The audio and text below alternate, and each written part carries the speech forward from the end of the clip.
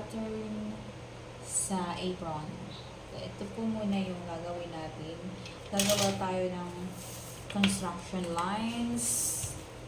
First is the construction lines. So, yan. Ito. Okay? Construction lines. Linya muna po. Then, ito po. Make sure na naka-perpendicular po siya. Okay? So, construction line first. Okay? Yan. So, yung haba ng apron is 32 inches. So, start tayo dito. 32 inches. Dito sa pinakaunahan hanggang po dito sa pinaka-bottom part, which is the 32. So, 32.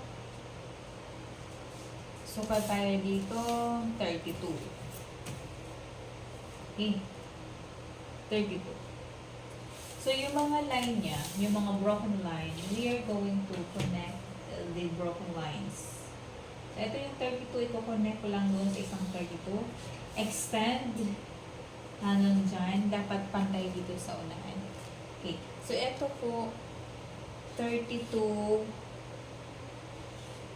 inches. Yung length ng apron. Okay? Length ng apron, 32 inches. Then, dito sa part na to, magme-measure tayo ng 5 inches. So, mark here, 5 inches. Okay. So, tapos na tayo dyan. Then, yung width dito sa bottom part ng apron, ang measure niya is 14 and half. So, 14 and half. Yan. So, dito po, 14 and half inches. Okay? So, again po, ang length ng apron is 32 inches. Ang width niya is 14 and half inches. And dito po sa bandang taas ng apron, 5 inches. Okay? So, gagawa tayo ng straight line dito. Kasi, 14 inches dito, hahanap, dapat i-sure natin na 14 inches din dito. Okay? Para pag-connect ng line, pareho po siya.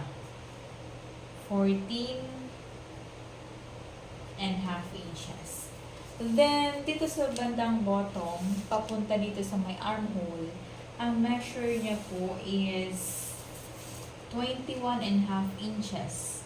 So, 21 and half inches. Ganyan. 21 and half inches. Okay, so connect natin yung mga broken line. So, dito nga, 14 and half. So, connect natin ang mga broken line. Okay? So, dapat pantay-pantay po siya. Okay, ayan. So, ito yung 21 and half inches.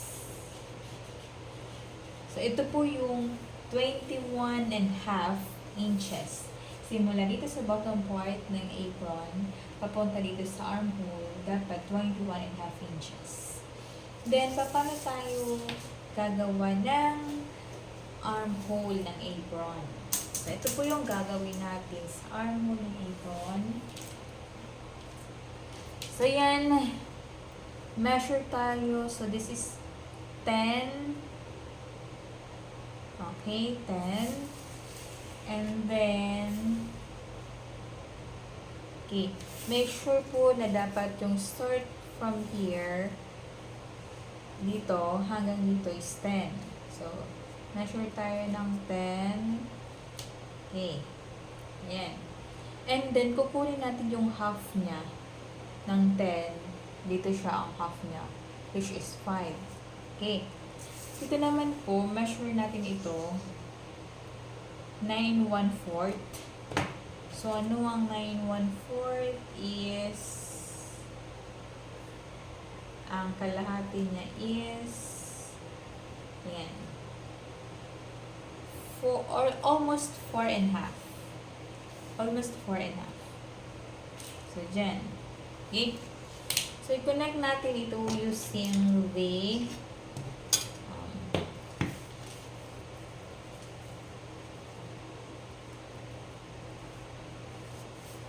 okay? Connect natin using the French curve. Okay, simula dito. French curve. And then, dapat sumunod sa curve niya. Okay? Ayan, dapat sumunod sa curve. Okay? So, ayan na yung, armhole. So, then, ito, straight line po dito. Okay? And then, dito din po, straight line natin siya. Ayan na. So, yan na yung, ito na po yung armhole niya. And then, sa pocket naman ng ating apron, so yung measure yan, starting from here, dito po sa side, dapat meron siyang 4.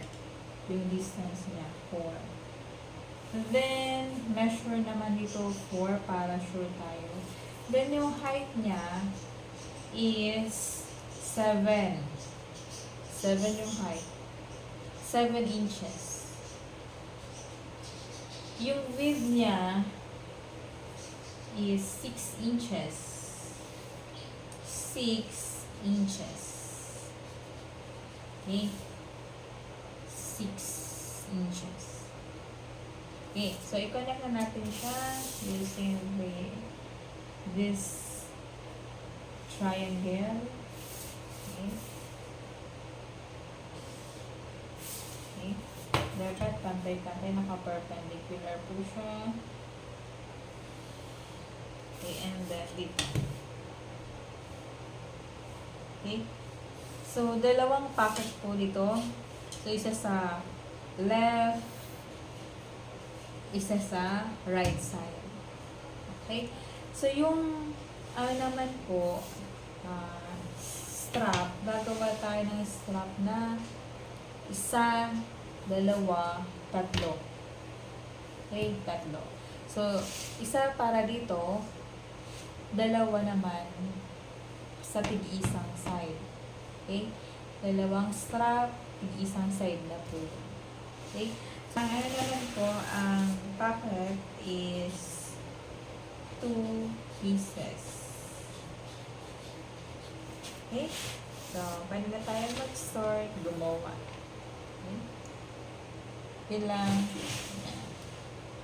So, start na natin ikat.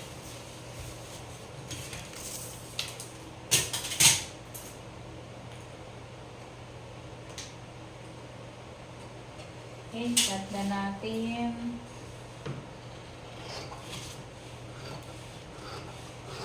Ito yung naka-fold part ito. Fold to. Okay.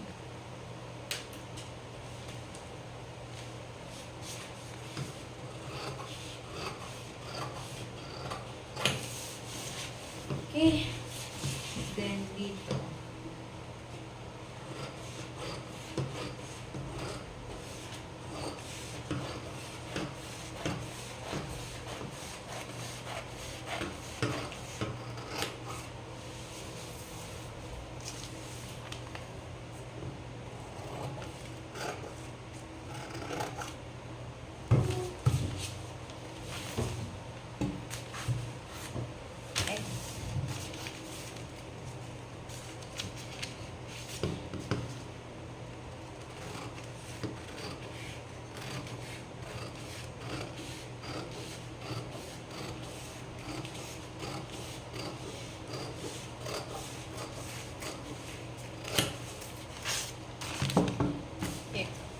So, yan yung, ito na po yung pattern. Okay? Okay? And then, tapos na tayo dito.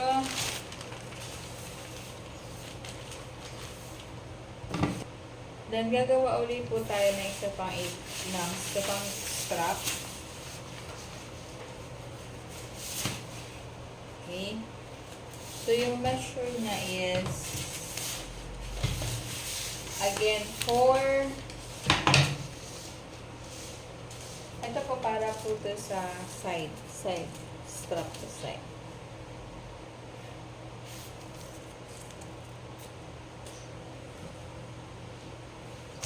So, next part is, gagawa tayo ng strap.